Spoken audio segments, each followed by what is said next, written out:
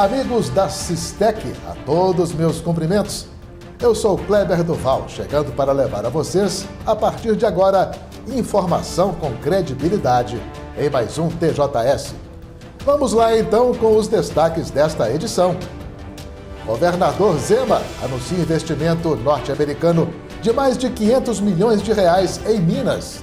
Uma metalurgia revolucionária que vai usar o rejeito das barragens que hoje são uma preocupação para o nosso estado e que vai estar produzindo metal usando eletricidade, que no nosso caso é uma fonte de energia limpa. Pai mata a própria filha com tiro após discussão no sul de Minas. Prazo de vacinação contra a meningite C ampliada em todo o estado de Minas Gerais. PM fala sobre investigações da morte de jovem no bairro Vale do Sol. Durante diligências, foram apreendidas munições e drogas. Uma motocicleta roubada foi recuperada. E no local nós apuramos que a vítima ela estava na rua Cota Silva, na altura ali do número 4464, fazendo uso de uma bebida alcoólica, conhecida popularmente lá como copão. Quando dois indivíduos chegaram, efetuaram diversos disparos. Ela ainda conseguiu correr por alguns metros. Passageiro de 17 anos morre após carro perseguido pela polícia se acidentar em Ipatinga. E veja também a Caixa Mágica dos Primeiros Socorros. A encenação teatral mostra a alunos de escolas municipais de Caratinga como tratar ferimentos leves. Estes e outros assuntos no TJS que está começando.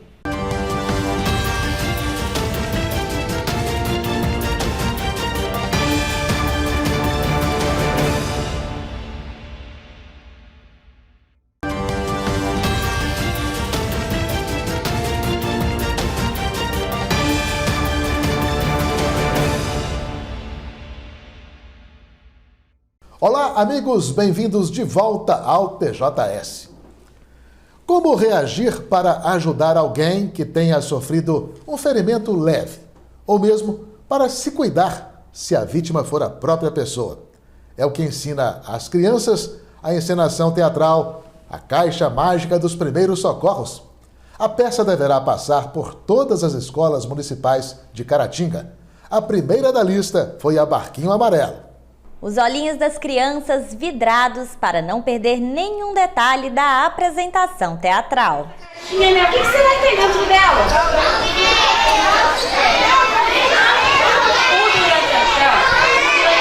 Agora podemos ver. Eu tô curiosa.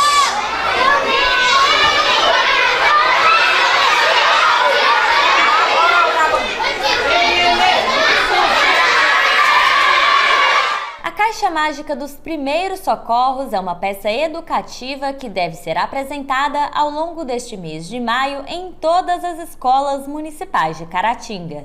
A iniciativa faz parte de um projeto cultural patrocinado pela empresa de celulose Senibra por meio da Lei Federal de Incentivo à Cultura do Ministério da Cultura do Governo Federal. A primeira escola da cidade a assistir ao teatro foi a Barquinho Amarelo na manhã dessa segunda-feira. O show é completo, com direito a mágica, fantoche, cenário e figurinos coloridos. Então a gente escolheu usar essa metodologia com os fantoches, bonecos, porque é um jeito de que a gente consegue alcançar as crianças e para que a informação dos primeiros socorros, de como se cuidar, fique fixada nela. Porque quando a gente é criança, a gente precisa trabalhar com o lúdico, porque é o que fixa, né? Quando a gente trabalha com música e as melodias, então a gente escolheu essa forma mais didática para elas conseguirem aprender e fixar a informação na cabeça. São elementos que prendem a atenção da criançada, fazendo com que elas aprendam mais e melhor e ainda se divirtam. Apesar de todo susto, eu sei o que fazer.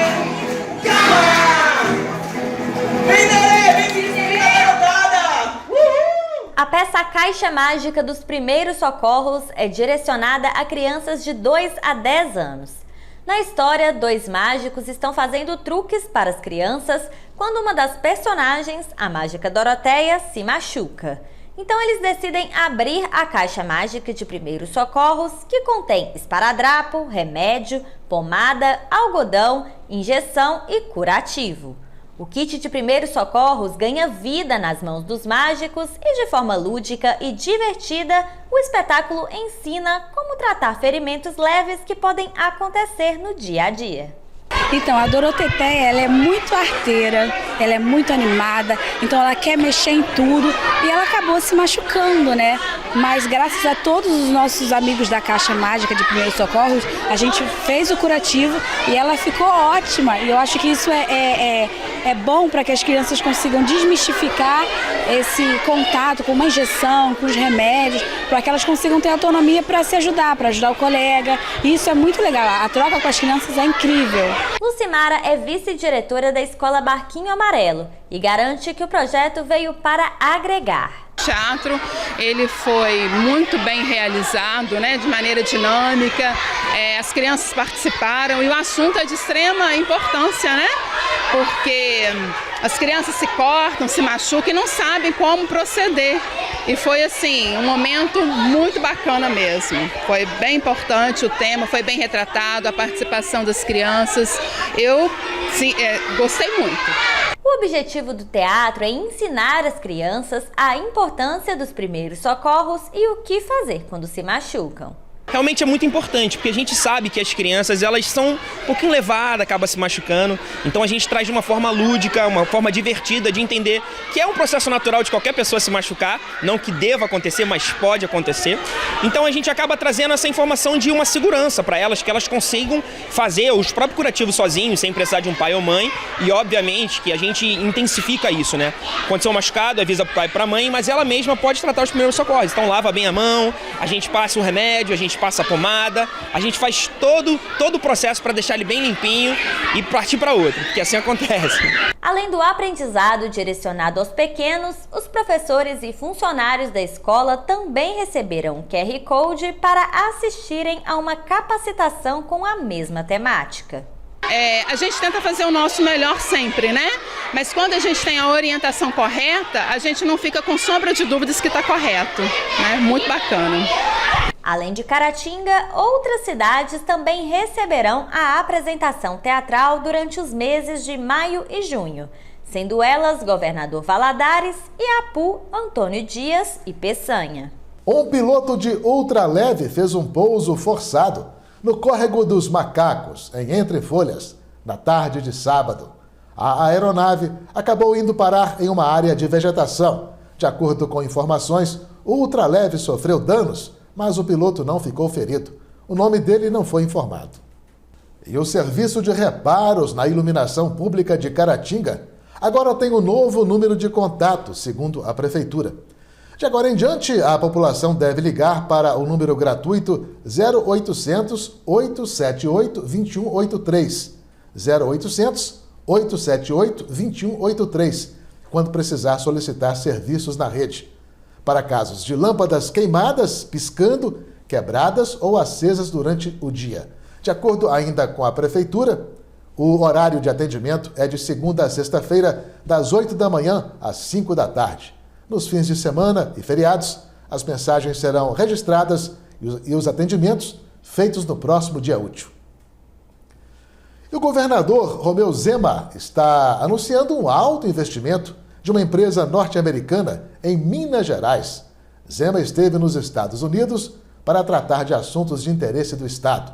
A notícia do fechamento de acordo com uma metalúrgica norte-americana foi dada pelo próprio governador em suas redes sociais. Pessoal, estou aqui em Boston, nos Estados Unidos, acompanhado do Tadeu Carneiro, CEO, presidente da Boston Metal, que está investindo em Minas Gerais 570 milhões de reais numa metalurgia revolucionária, que vai usar o rejeito das barragens que hoje são uma preocupação para o nosso estado e que vai estar produzindo metal usando eletricidade que no nosso nosso caso, é uma fonte de energia limpa. Então, aquilo que no passado nos preocupava tanto, as barragens, agora a Boston Metal estará minerando e tirando metal. Não é isso, Tadeu? É isso mesmo, uma honra muito grande, porque nós estamos muito animados com esse investimento e com a aplicação da tecnologia pela primeira vez no mundo lá em Minas Gerais, para recuperar rejeitos e criar valor. Então é um prazer enorme tê-lo aqui. Nós acabamos de assinar aqui o memorando que define a instalação dessa unidade em Minas Gerais, que será a primeira em escala industrial do mundo. Então, Minas Gerais terá essa produção revolucionária e com a quantidade de barragens que nós ainda temos de rejeitos, com certeza a Boston Metal terá aí atuação pelos próximos 50, 100 anos em Minas Gerais, tirando aquilo que hoje não tem nenhum valor. Parabéns, Tadeu. Muito obrigado, governador. Bem-vindo a Minas. Muito obrigado. Um homem de 74 anos foi encontrado morto no quarto da casa dele por vizinhos na manhã deste último domingo, em Governador Valadares. O idoso tinha um travesseiro sobre o rosto e o crânio esmagado e perfurado.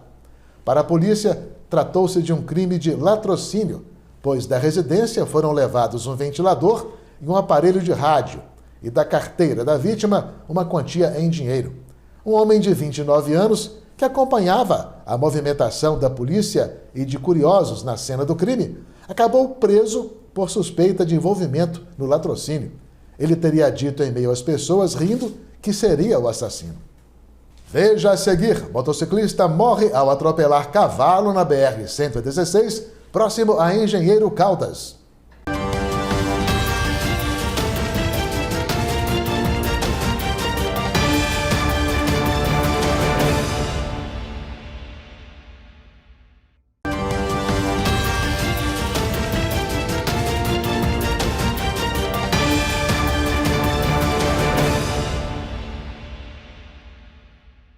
Olá pessoal, voltando aí com o TJS. Na madrugada de sábado na BR-116, próximo a Engenheiro Caldas, o condutor de uma motocicleta morreu ao atropelar um cavalo que estava solto na pista. Wagner Pereira Farias faleceu no local. O choque com o cavalo foi tão forte que o animal foi arremessado a cerca de 10 metros de distância. O cavalo também morreu. E continuam em Caratinga as investigações de mais um assassinato praticado na cidade. Desta vez, os trabalhos visam localizar suspeitos de terem matado um homem de 27 anos no bairro Vale do Sol, na noite da última sexta-feira. O copo de bebida de Maximiliano Inácio, de 27 anos, ficou intacto no local em que ele foi atingido por diversos disparos de arma de fogo por 2 indivíduos em uma motocicleta. As marcas dos tiros podem ser vistas nas paredes de uma casa e o cano jorrava água, perfurado por uma bala. De acordo com o tenente Lessa, o jovem estava bebendo na rua Cota Silva e depois, alvejado pelos tiros, ainda teria andado até a rua Francisco Vitor de Assis, onde caiu morto.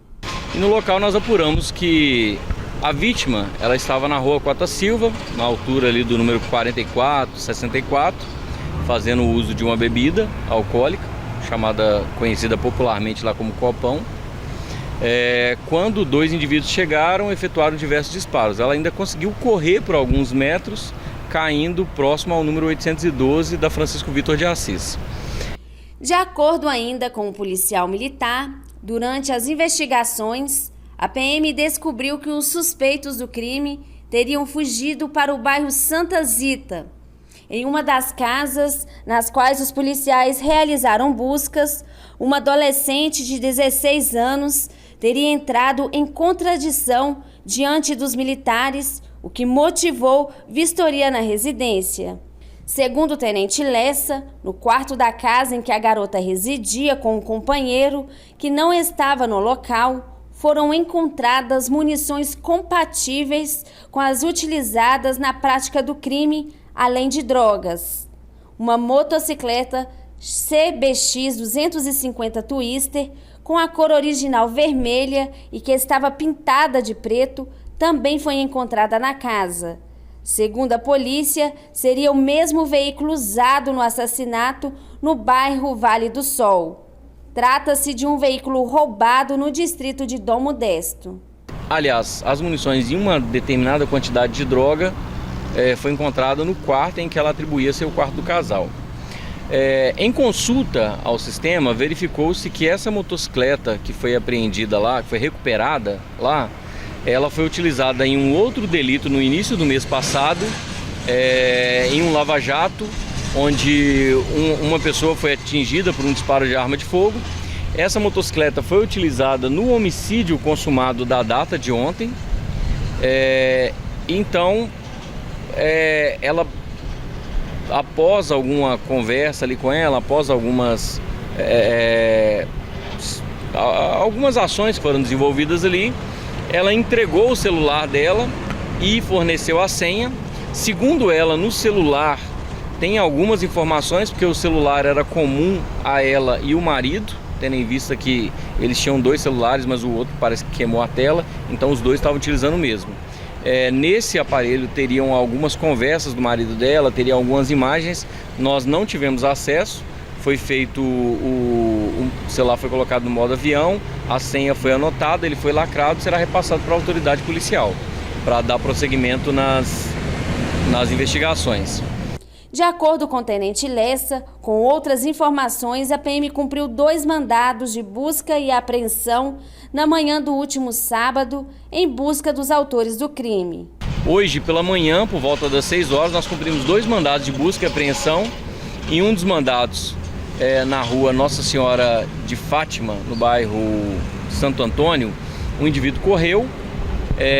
Posteriormente ele foi localizado ao final da Vila São Dimas, às margens do córrego.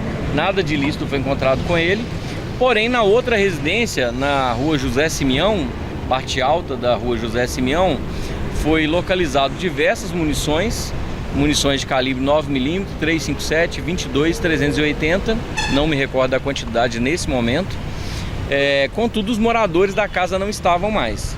Nós tivemos conhecimento de que os moradores estiveram nessa residência até por volta ali de umas 2, 3 horas da manhã e evadiram tomando um rumo ignorado. O que nós temos até o momento são 2 executores já identificados, um deles morador de próximo do local, um outro morador da cidade de Patinga, o qual se encontra até um mandado de busca, um mandado de prisão em desfavor dele, e 2 outras pessoas que são coautores ou partícipes desse delito, que de alguma forma forneceram ou armas ou munições. Estamos agora trabalhando essas informações para chegar nesses 4 autores e efetuar a prisão deles. Até o momento nós temos armas, drogas e uma menor apreendida em função desse homicídio consumado.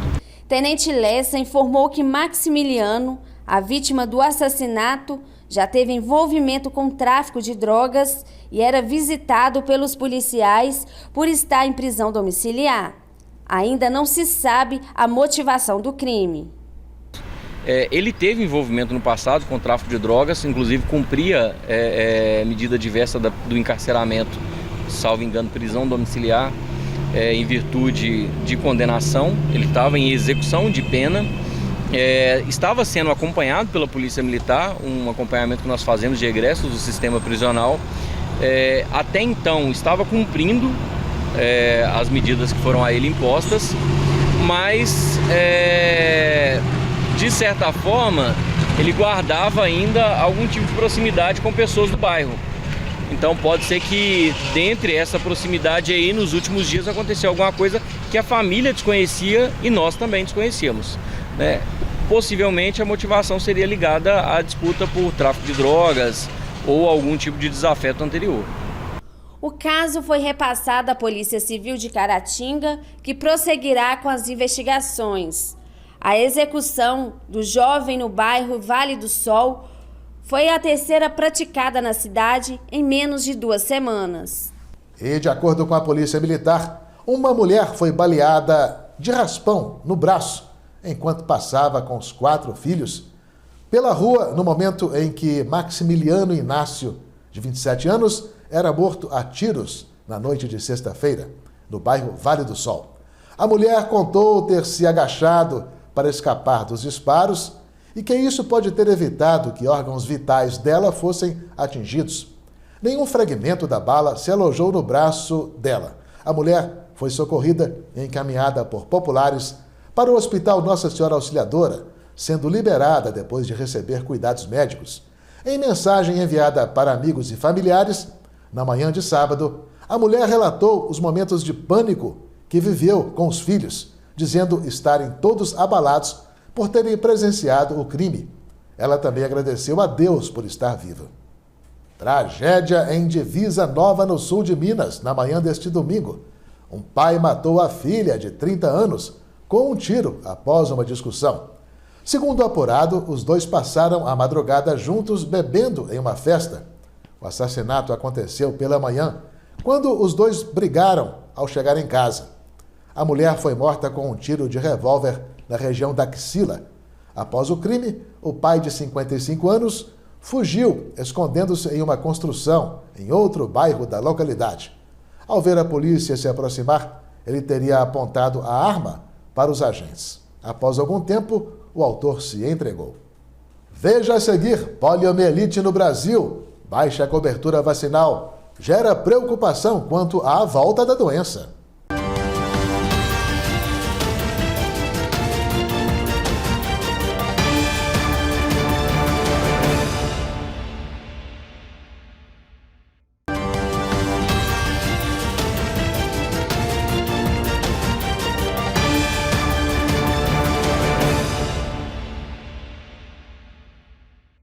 E agora, falando em saúde, pesquisadores alertam para o alto risco da volta da poliomielite ao Brasil. Um caso recente foi registrado no país vizinho, Peru. A doença, também conhecida como paralisia infantil, estava erradicada há mais de 30 anos nas Américas. Mas a baixa cobertura vacinal é motivo de preocupação. Quando a vacina da poliomielite chegou ao Brasil, a Marli tinha menos de 1 ano e não conseguiu completar a imunização antes de ser diagnosticada com a doença. Foi uma febre muito forte, eu fiquei com as pernas atrofiadas e sem força nenhuma, ficou que nem um pedaço de pano. Em 15 anos foram 29 cirurgias até que a Marli conseguiu andar. Mas aos 40, ela teve um acidente vascular cerebral isquêmico, também decorrente da poliomielite. Desde então, precisa da cadeira de rodas. Paralisou meu lado direito, então eu perdi todas as cirurgias que eu fiz na perna direita e deu sequela no braço também. A poliomielite é uma doença viral transmitida pelo contato com as secreções de pessoas infectadas. Os sintomas mais comuns são febre, dor de cabeça na garganta e no corpo, além de vômitos e diarreia. Mas a doença pode deixar graves sequelas. Você pode evoluir para aquela forma gravíssima, que é a forma da paralisia clássica infantil, né? Onde você tem uma progressão para uma paralisia dos seus músculos, né? Do corpo inteiro, de forma assimétrica, às vezes uma parte mais do que a outra, e em alguns casos, infelizmente, pode evoluir para insuficiência respiratória. Aqui no Brasil, a poliomielite está erradicada há 34 anos, graças à vacinação. Mas a procura pelo imunizante vem caindo ano após ano e preocupa. No mês passado, o país vizinho, Peru, confirmou um caso da doença em uma cidade que fica a 500 quilômetros da fronteira com o Acre e o Amazonas. Um relatório divulgado pela Organização Pan-Americana de Saúde aponta que o Brasil é o segundo país com maior potencial de volta da polio, depois do Haiti. E o motivo é justamente a baixa cobertura vacinal. Nós temos casos registrados em outros países. E com a população tendo baixa cobertura vacinal, existe o risco de reintrodução e a ocorrência de epidemias. Os níveis de cobertura vacinal têm que ser acima de 95%. O Brasil está em torno de 70%, 72%.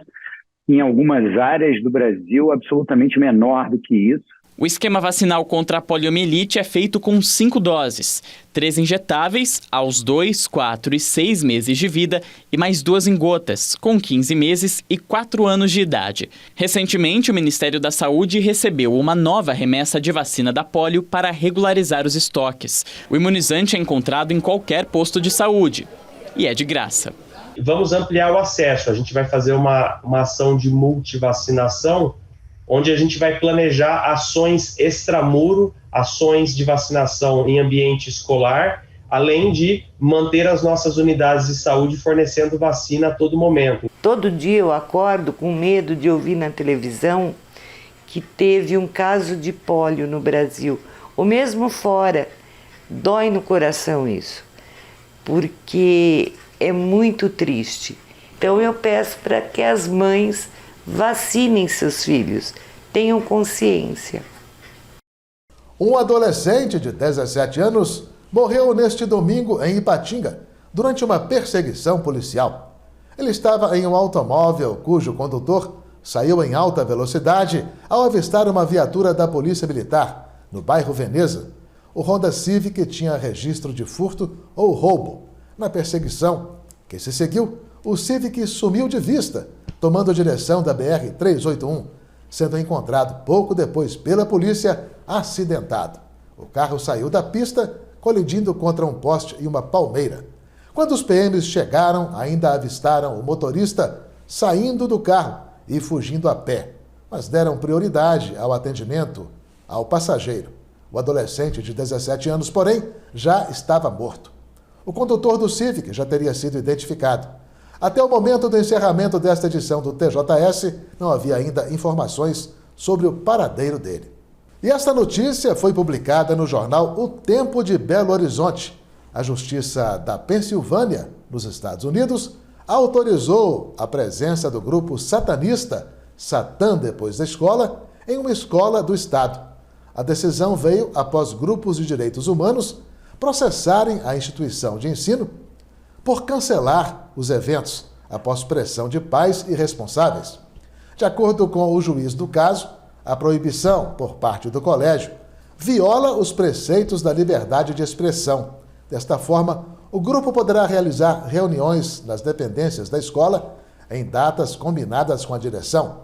Pelas redes sociais, o grupo Satã Depois da Escola disse que as aulas não são para converter as crianças, mas para levá-las a pensarem por si mesmas e serem menos intolerantes. Mais um acidente com morte foi registrado em estrada da região neste final de semana. Na BR-262, em trecho que passa pelo distrito de Santo Amaro, em Manhuaçu, 3 veículos se chocaram. Um Fiat Palio bateu de frente em um Onix, que por sua vez foi abalroado por trás, sem gravidade, por uma caminhonete. O condutor do Palio, um homem de 33 anos, morador do distrito de Vila Nova, também em Manhuaçu, morreu no local. Bombeiros militares prestaram socorro às vítimas. Por causa do acidente, o trecho da BR-262 em que ele ocorreu ficou interditado por cerca de 3 horas, provocando um engarrafamento de mais de 7 quilômetros. A pista foi liberada por volta das 22 horas. A Secretaria de Estado de Saúde de Minas Gerais ampliou o prazo para a vacinação contra a meningite C para todos os mineiros que tenham 16 anos de idade ou mais e ainda não se imunizaram contra a doença. A vacinação contra a meningite C foi prorrogada até 30 de julho, para quem tem a partir de 16 anos. Em Caratinga, a aplicação das doses recomeçou nesta segunda-feira. A meningite ela faz parte do calendário vacinal da criança, né? Ela é aplicada como rotina aos 3 meses, depois a segunda dose aos 5 meses e depois o reforço com 1 ano. Né? E, posteriormente, ela também é aplicada nos adolescentes junto com a CWY, que é o reforço da meningite a partir dos 11 anos de idade. A vacinação da meningite ela é muito importante porque o principal objetivo dela é prevenir as doenças. Né? Então, todas as vacinas hoje, a partir dos casos que aumentam os casos de notificação, o Ministério da Saúde ele começa a ver a necessidade de prevenir a circulação daquele vírus na comunidade. De acordo com Milene, já no primeiro dia de vacinação contra a meningite C, a procura nos postos de saúde de Caratinga foi alta. Essa campanha da vacina, ela já começou há mais de 6 meses, né? Primeiro momento, o governo do estado ampliou essa vacina para os professores, para os trabalhadores da saúde, né? Com o objetivo de, como eu disse, conter a circulação desse vírus nesses grupos de grande circulação, né? E agora ela foi estendida para toda a população, a partir dos 16 anos de idade. Então, assim, a procura está sendo intensa nos postos, nós já estamos aqui indo para uma segunda etapa novamente dessas vacinação e a procura está sendo intensa, né? Eu acho que as pessoas começaram assim... um conta para o outro, né? Um se vacina, né? E fica sabendo dos benefícios dessa vacina, né? E vai passando um para o outro, né? Então a procura tem sido grande. E também porque através dos meios de divulgação, né?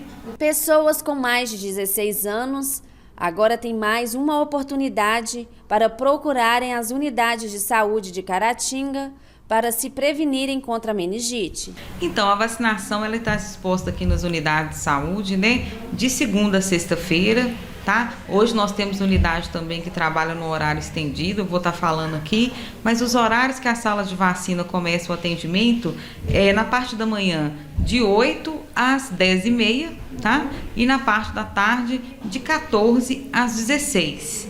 E nós temos o atendimento estendido nas seguintes unidades: no PSF do bairro Santa Zita, do bairro Santa Cruz, do bairro Anápolis e Limoeiro, nos seguintes horários. Lá é de 6h30, né, 18h30 às 21h. A exemplo de Caratinga, a vizinha Manhuaçu também confirmou a primeira morte este ano por dengue de um morador do município. A confirmação foi feita nesta segunda-feira, 8, pelo setor de saúde de Manhuaçu.